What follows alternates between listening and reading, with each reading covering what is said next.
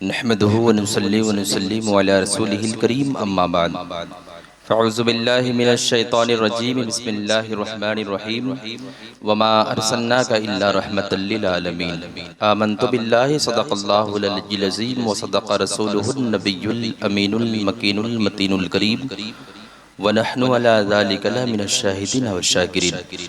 आइए अपने आका की बारगाह में झूम कर जी लगाकर दुरूद पाक पढ़ें। अल्लाहुम्मा सल्ली अला सय्यिदना नबियना शफीयना हबीबना मौलाना मुहम्मदिन मादनिन जिदुल करम व अला आलिहि व बारिक वसल्लम सल्लल्लाहु अलैहि सल्लतु व सलाम अलैका या रसूलल्लाह सल्लल्लाहु तआला अलैहि वसल्लम। क्या दबे जिस पे हिमायत का हो पंजा तेरा, क्या दबे जिस पे हिमायत का हो पंजा तेरा, शेर को खतरे में लाता नहीं कुत्ता तेरा। वाह क्या जूदो करम है शही बतहा तेरा, नहीं सुनता ही नहीं मांगने वाला तेरा। हज़रात, रात का काफ़ी हिस्सा गुजर चुका है। आप हज़रात का अब तक बैठे रहना आपका अंदाज बता रहा है कि आपके दिल में सरकार गौसे आज़म की मोहब्बत है। इसीलिए आप अब तक बैठे हुए हैं, वरना अब तक तो नींद के आगोश में होना चाहिए था। चंद बातें मुझसे भी समाज कर लिया जाए ताकि नबी के गुलामों में हमारा भी नाम शामिल हो जाए। सुनना चाहेंगे आप हजरात? लोग तो जा चुके हैं, कुछ लोग बैठे हुए हैं। चंद बातें सुन लीजिए, इसलिए कि हमारे बाद भी हमारी जमात के बेबाक खतीब हज़रत मौलाना ग़ुलाम अली मुजाहिदी हैं। उसके बाद फिर हज़रत आएंगे, दस्तारबंदी भी बाकी है। चंद बातें मोहब्बत के साथ समाअत कर लीजिए। अल्लाह के रसूल सल्लल्लाहु अलैहि वसल्लम के दुनियाए गिद्दी में आने से पहले अल्लाह रब्बुल इज़्ज़त ने जितने पैगंबरों को भेजा, सबों को अल्लाह रब्बुल इज़्ज़त ने रहमत बनाया है। लेकिन उनके रहमत होने का अंदाज कुछ और था। बाज़ नबी आए जो अपने कबीला के लिए रहमत, बाज़ नबी आए जो अपनी उम्मत के लिए रहमत, बाज़ नबी आए जो अपने ख़ानदान वाले के लिए रहमत। लेकिन जब आमुना के लाल की बारी आई, मेरे सरकार हुजूर पुरनूर सरकार मोहम्मद रसूलुल्लाह सल्लल्लाहु तआला अलैहि वसल्लम की बारी आई, तो अल्लाह रब्बुल इज़्ज़त इरशाद फरमा दिया, क्या ए महबूब ऐलान कर दीजिए हमने आपको रहमतुल लिल आलमीन बनाया है। मेरे सरकार रहमतुल लिल आलमीन हैं। हज़रात, बात तो बहुत सारी है, वक्त बहुत कम है, इसीलिए चंद बातें समाअत कीजिए और बहुत सारी पॉइंट आप उसमें पालेंगे। मेरे सरकार अलैहिस्सलाम रहमत हैं पूरी दुनिया के लिए। अल्लाह रब्बुल इज़्ज़त जितनी चीज़ें दुनिया गिद्दी में पैदा किया, सारी चीज़ों के लिए मेरे सरकार रहमत हैं। तो यहीं पे अब ये सवाल पैदा होता है कि इसी दुनिया में मेरे सरकार के अपने भी हैं और मेरे सरकार के बेगाने भी हैं। औरत भी है, मर्द भी है, बच्चे भी हैं, ज़ईफ़ भी हैं, बूढ़े भी हैं, पेड़ पौधे भी हैं, आसमान भी है, ज़मीन भी है, जिन्नात भी हैं, फरिश्ते भी हैं। गिनाया जाए तो बहुत सारी चीज़ें। एक अल्फाज में कह दूँ, पूरी कायनात के लिए मेरे सरकार रहमत हैं। बोलिए सुभान अल्लाह। पूरी कायनात के लिए मेरे सरकार रहमत हैं। अब ये बात तो समझ में आ रही है कि मेरे सरकार अपनों के लिए रहमत और बेगाने के लिए भी रहमत। ये बात तो समझ में आ रही होगी, लेकिन ये बहुत आसानी से समझ में आ जाएगा कि अपनों के लिए रहमत। ये बात तो समझ में आ रही है कि हम सरकार का कलमा पढ़ते हैं, सरकार पर दुरूद पढ़ते हैं और सरकार अलैहिस्सलाम के हुक्म पर हम जिंदगी गुजारा करते हैं। तो सरकार हमारे लिए रहमत, लेकिन बेगाना के लिए क्यों रहमत? कुछ लोगों के जहन में ये सवाल उठता होगा ये सवाल, वो ये सोचते होंगे कि सरकार बेगाने के लिए रहमत, इसका मतलब ये हुआ कि मेरे सरकार अलैहिस्सलाम हमारे लिए जैसे रहमत हैं दुनिया में, बेगाने के लिए भी रहमत हैं। क्या मैदान क़यामत में भी हमारे लिए जैसे रहमत है वैसे ही बेगाने के लिए भी रहमत है? हरगिज़ ऐसा नहीं है, बल्कि दुनिया में मेरे सरकार अलैहिस्सलाम अपनों के लिए भी रहमत है, बेगाने के लिए भी रहमत है। बस बेगाने के लिए रहमत किस तरीके से, उसका एक झलक समाप्त कर लीजिए। मेरे सरकार अलैहिस्सलाम अपनी जिंदगी में जब भी कुछ बांटा किया करते थे, तकसीम फरमाया करते थे। जैसे अपनों को दिया करते थे वैसे बेगाने को भी दिया करते थे। 1400 बरस गुजरने के बाद आज लोग तानाशाही कर रहे हैं। मेरे सरकार अलैहिस्सलाम के बारे में ना जाने क्या क्या अल्फाज बोल रहे हैं माज़अल्लाह, लेकिन कुर्बान जाओ ऐ मोमिनो, मेरे सरकार अलैहिस्सलाम ऐसे रहमत हैं। अगर इतिहास को उठाकर देखोगे, अहदीस की औराक गर्दानी करोगे तो पता चलेगा कि मेरे सरकार अलैहिस्सलाम के दयार से कभी भी दुश्मन भी हाथ खाली नहीं गया।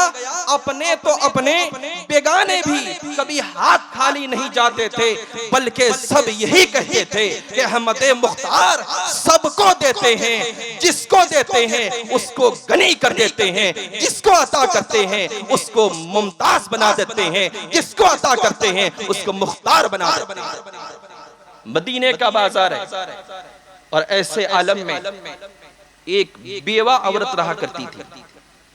वो बेवा औरत मक्का के वादी में रहा करती थी और उसके साथ एक बच्चा रहा करता था, जो बच्चा नाबालिग था। मेरे सरकार अलैहिस्सलाम बेगाने के लिए कैसे रहमत। आज कुछ लोग मुसलमानों पर तानाशाही कर रहे हैं, ये हमारा इखलाक नहीं है। ऐ लोगों, नबी पाक सल्लल्लाहु अलैहि वसल्लम का किरदार क्या है उसे सुनो। मेरे सरकार अलैहिस्सलाम की आदत करीमा थी। सरकार अलैहिस्सलाम सुबह सवेरे उठते, सूरज उठने से पहले खाना काबा के सहन में जाकर तशरीफ फरमा होते और लोग अपने घर से निकलते, सरकार अलैहिस्सलाम की बारगाह में हाजिरी देते, अपने भी जाते, बेगाने भी जाते, फिर वहीं से जिसको जहां जाना होता जाते थे। ये सरकार अलैहिस्सलाम की आदत करीमा थी। इतने में वो बच्चा जो नाबालिग के हालत में था, उसकी माँ बेवा थी, उस बच्चे का बाप दुनिया से जा चुका था। वो ये देखता है कि मेरी माँ के नजदीक पहनने के लिए कपड़ा नहीं है। वो ये देखता है कि उसका चचा बहुत अमीर आदमी है। वो तब दिल में ये सोचने लगता है, जहन में ये बात आती है कि चलो चचा के नजदीक जाया जाए।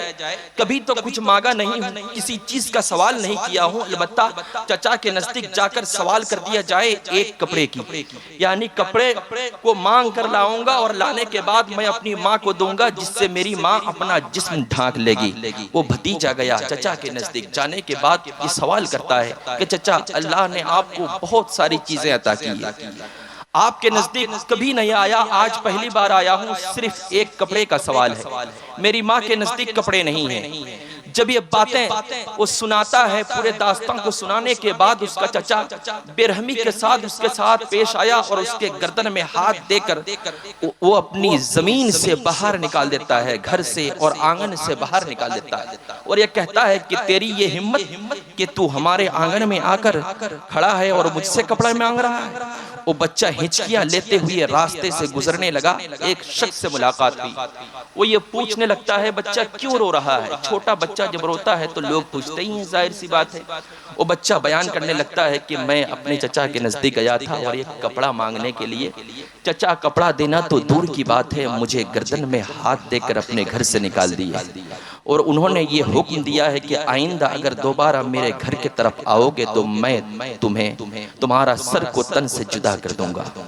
इसीलिए मैं रो रहा हूँ कि आज अगर मेरा बाप होता दुनिया में तो मेरी माँ का बदन ढांकने के लिए कपड़े का इंतजाम जरूर करता। वो शख्स सुनता है और सुनने के बाद कहता है कि इस दुनिया में सिर्फ एक ही शख्स है, मक्के के वादी में एक ही शख्स रहता है जिसे मोहम्मद इब्ने अब्दुल्लाह कहा जाता है।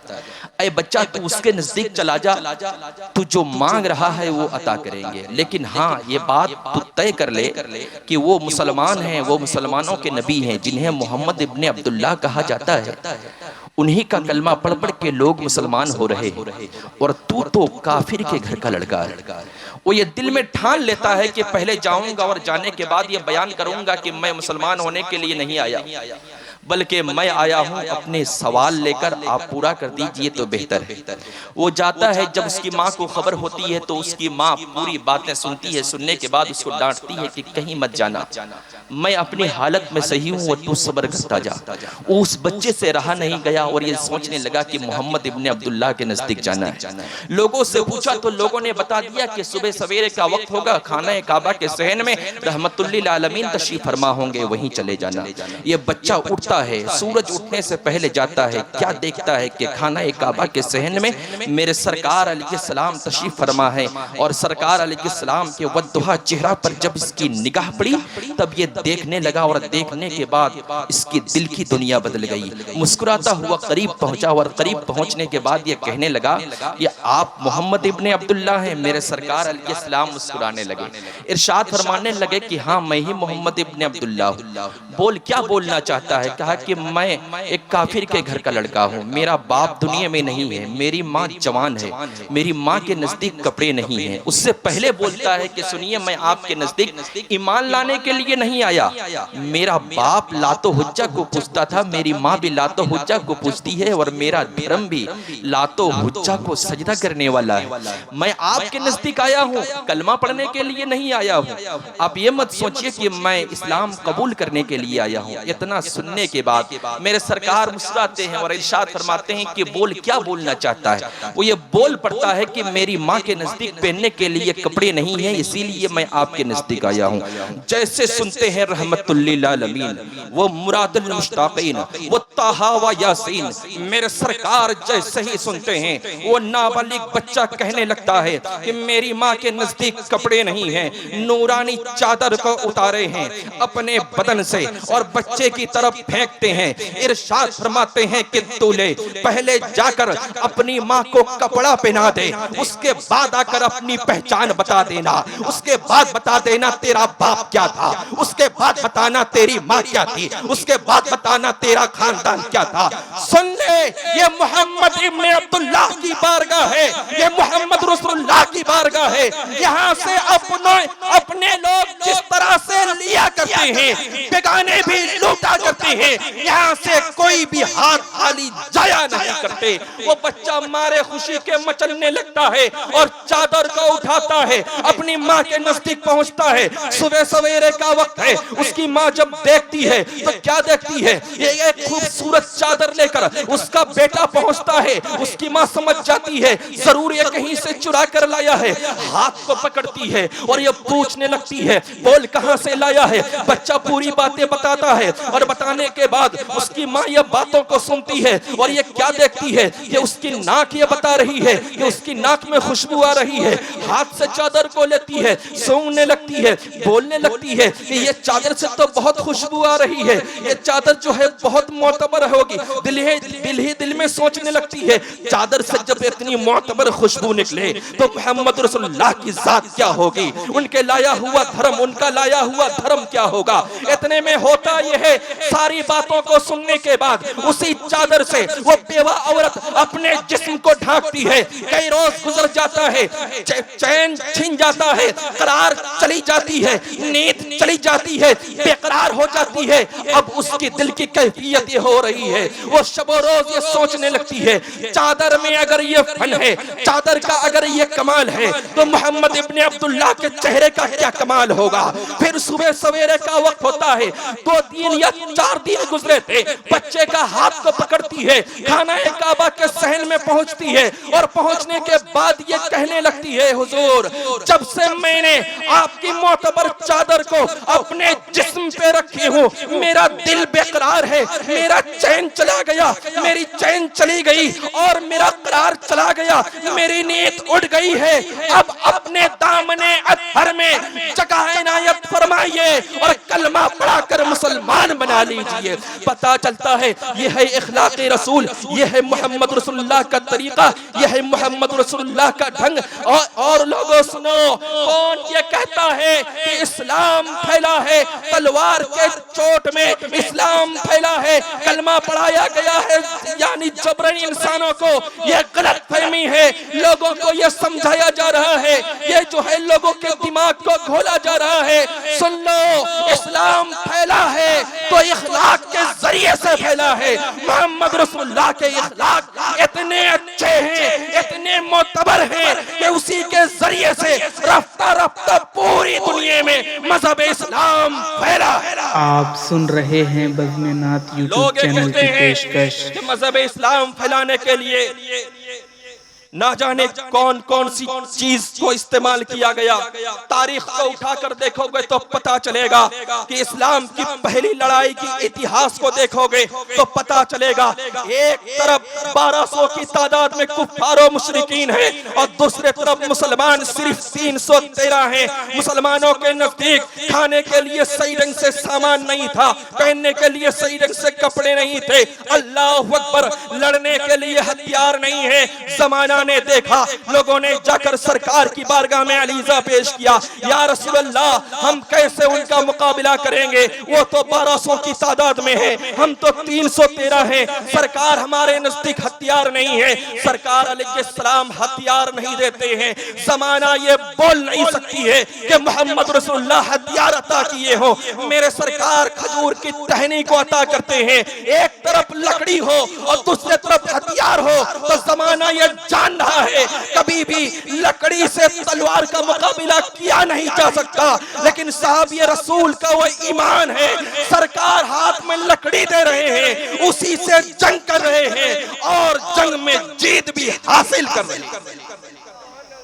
यह है मोहम्मद रसूलुल्लाह का इखलाक। लेकिन हैरत की बात यह है कि आज ना जाने लोग किस तरह से मुसलमानों को तानाशाही कर रहे हैं। ऐ लोगों, ऐ मुसलमान की बेटियों, सुनो, ये तुम्हारा इखलाक है। तुम्हें अगर सर से लेकर पैर तक जेवर में सजा दिया जाए और तुम्हारा जिस्म अगर तुम्हारे कपड़े से नजर आता हो, ये तुम्हारे लिए बेहतर नहीं है, बल्कि जेवर को छोड़ दो, सर से लेकर पैर तक छुपा लो। यही शरीयत मुस्तफा है और यही तुम्हारे लिए सबसे बड़ी जेवर है कि तुम्हारे नजदीक हया रहे और तुम छुपी रहो। और यही इखलाक़े मुस्तफा है, यही तरीक़ाए फ़ातिमतुज़ ज़हरा। आइए मैं आपको बताऊं, वो फ़ातिमतुज़ ज़हरा रात में जाकर पानी लाया करती थी, पूरे दिन का पानी स्टॉक कर लिया करती थी। हजरत अली का ये फरमान है, हजरत अली इरशाद फरमाते हैं कि एक रोज ऐसा हुआ कि फ़ातिमतुज़ ज़हरा के नजदीक मैं अपने घर पहुंचा बहुत लेट से पहुंचने के बाद फ़ातिमतुज़ ज़हरा पूछती है कि ताखीर क्यों गई, लेट क्यों हुआ, आप लेट से क्यों आए, देर से क्यों आए। हजरत फ़ातिमतुज़ ज़हरा को मेरे सरकार अलैहिस्सलाम के मुक़द्दस दामाद हजरत अली इरशाद फरमाते हैं कि बारगाह रिसालत में था, सरकार की बारगाह में था और वहां पे बातचीत चल रही थी और यूं ही लेट हो गया। इतने में हजरत फ़ातिमतुज़ ज़हरा खाना पेश करती है। हजरत अली खाना खाते हैं, तनावुल फरमाते हैं और फिर अपने बिस्तर पे जाते हैं। हजरत अली की खिदमत हजरत फ़ातिमतुज़ ज़हरा इस तरह से किया करती थी, जब वो सोया करते थे तो जगने के बाद किस चीज की जरूरत है वो सारी चीजों को लाकर रख देते थे। आज की मेरी बहनों के नजदीक बहुत कम ऐसा पाया जाता है। ऐ मेरी बहनें, मैं तुम्हें तानाबाजी नहीं कर रहा हूँ, बल्कि तुम्हें ये बतला रहा हूँ कि इखलाक़े फ़ातिमतुज़ ज़हरा क्या है। अगर तुम इस पे अमल करोगी तो कामयाबी तुम्हारी कदम चूमती हुई नजर आएगी। वो फ़ातिमतुज़ ज़हरा हजरत अली सरकार की बारगाह में पहुंचे और पहुंचने के बाद ये सोचने लगे कि अल्लाह के रसूल हैं क्या, आज सरकार की शान में ना जाने क्या क्या गुस्ताखी किया जा रहा है। सरकार अलैहिस्सलाम की बारगाह में हजरत अली जब पहुंचते हैं तो ये सोचने लगते हैं सरकार है क्या, इनकी बारगाह में कोई 9 फीट का आदमी आता है तो सरकार 10 फीट का हो जाते हैं, कोई 12 फीट का आदमी आता है तो सरकार 14 फीट का बन जाते हैं। लाख छोटा करने की कोशिश की जाती है, लेकिन लोग छोटा नहीं कर पाते हैं। सरकार है क्या? हजरत अली को देखने के बाद मेरे सरकार अलैहिस्सलाम इरशाद फरमाते हैं, अली उदास सी चेहरा लेकर क्यों बैठे हो, बताओ क्या बोलना चाहते हो। मेरे सरकार की बारगाह में हजरत अली अर्ज करने लगते हैं कि सरकार मैं क्या बोलना चाहता हूँ आप जान रहे हैं, आप ही बता दीजिए मैं कहना क्या चाहता हूँ। हजरत अली को देखकर मेरे सरकार इरशाद फरमाते हैं, अली तुम्हारे दिल में एक सवाल उभर रहा है, वो ये है कि नबी है क्या, नबी की असलियत को मैं जानना चाहता हूँ। सुनो ऐ अली, तुम मेरी बेटी तुम्हारी बीबी फातिमा ज़हरा की असलियत को अब तक नहीं जान सके। ये 1400 बरस पहले की बात है। किससे फरमा रहे हैं मेरे सरकार? हजरत अली से, जो फातिमा ज़हरा के यानी शोहरे ज़ाफिज़ा हैं, उनसे फरमा रहे हैं। किस वक्त फरमा रहे हैं? 2 बच्चे की माँ बन चुकी है फातिमा ज़हरा और बाप हजरत अली हैं, उन्हीं से फरमा रहे हैं कि तुमने मेरी बेटी की असलियत को नहीं जाना और तुम चले हो मेरी असलियत को जानने के लिए। यहीं पे रुक कर मैं एक बात कहूं, आज 1400 बरस पहले की बात है। हजरत अली निगाह नीची करके सुन लेते हैं कि नबी पाक क्या इरशाद फरमा रहे हैं। 1400 बरस गुजरने के बाद लोग ये बोल रहे हैं कि नबी हमारी तरह, इन्हें शर्म भी नहीं आती। आइए मैं आपको बताऊं, हजरत अली अपने घर के तरफ आते हैं और खाना खाते हैं। खाना तनावुल फरमाने के बाद सो जाते हैं। वो फातिमा ज़हरा उठने के बाद कौन कौन चीज की जरूरत है उस चीज को देती है और देने के बाद क्या करती है, वो जाती है और अल्लाह की बंदगी में लग जाती है। हजरत अली उठते हैं, थोड़ी देर के बाद जगते हैं, पानी का बर्तन उठाते हैं, मिसवाक उठाते हैं और वजू करने के लिए जाते हैं। जैसे ही वजू करने के लिए गए, वजू कर लेते हैं। फिर जब अपने घर के तरफ आते हैं तो क्या देखते हैं कि घर से रोशनी बिखर रही है। हजरत अली जो है ये सोचने लगे कि हो सकता है कि चिराग जल रहा हो। फिर जब आमने सामने आते हैं तो पता चलता है कि चिराग भी गुल है, चूल्हा भी गुल है। खाना बनाने के लिए जो तंदूर जलाया गया था वो भी जो है एकदम से सर्द है। हजरत अली और आगे आते हैं तो क्या देखते हैं, हजरत फातिमा ज़हरा किस यानी जाय नमाज पर खड़ी हुई थी, अल्लाह की बंदगी में खड़ी हुई है। उस जाय नमाज को देखते हैं, निगाह पड़ते ही ये बोल उठते हैं कि जाय नमाज से रोशनी बिखर रही है। फिर आगे बढ़ते हैं तो क्या देखते हैं, हजरत फातिमा ज़हरा की यानी जिस्म अज़हर पर जब निगाह पड़ती है तो क्या देख रहे हैं, फातिमा ज़हरा के जिस्म से यानी के नूर की किरण जो है निकल रही है। और आगे बढ़ते हैं तो क्या देखते हैं, सर से लेकर पैर तक देखते हैं। जब सर पे निगाह डालते हैं तो क्या देख रहे हैं कि आसमानी दुनिया से नूर की झड़ी हो रही है और उसी नूर के जरिए से हजरत फातिमा ज़हरा भी चमक रही है और जिस मुसल्ला पर वो खड़ी है वो भी ताबनाक और रोशन हो चुका है और मुसल्ला के सदके से पूरे घर का दरो दीवार रोशन हो चुका है।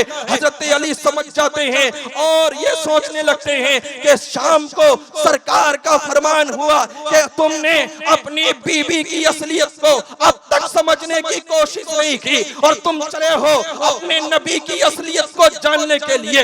इसी चीज को, इसी वाकया को, इस हदीस को जब बरेली के रजा, अच्छे रजा, सच्चे रजा, प्यारे रजा, सोने रजा पढ़ते हैं, निगाह पड़ती है, बरेली की कुर्सी पर बैठकर कलम उठाते हैं और पुकार उठते हैं, या रसूल अल्लाह तेरी नस्ल पाक में है बच्चा बच्चा नूर का, तू है ऐने नूर तेरा सब घराना नूर।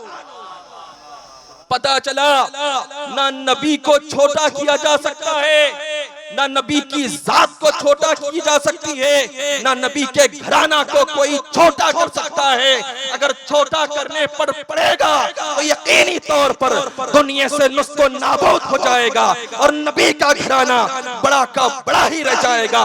इसीलिए तो शायर ये क्या खूब कहता है कि ये अलग बात है कि खामोश खड़े रहते हैं, ये अलग बात है कि खामोश खड़े रहते हैं, फिर भी जो लोग बड़े हैं वो बड़े रहते हैं और ऐसे असलाफ से मिलता है हमारा शजरा जिनकी जूतियों में कई ताज पड़े रहते हैं।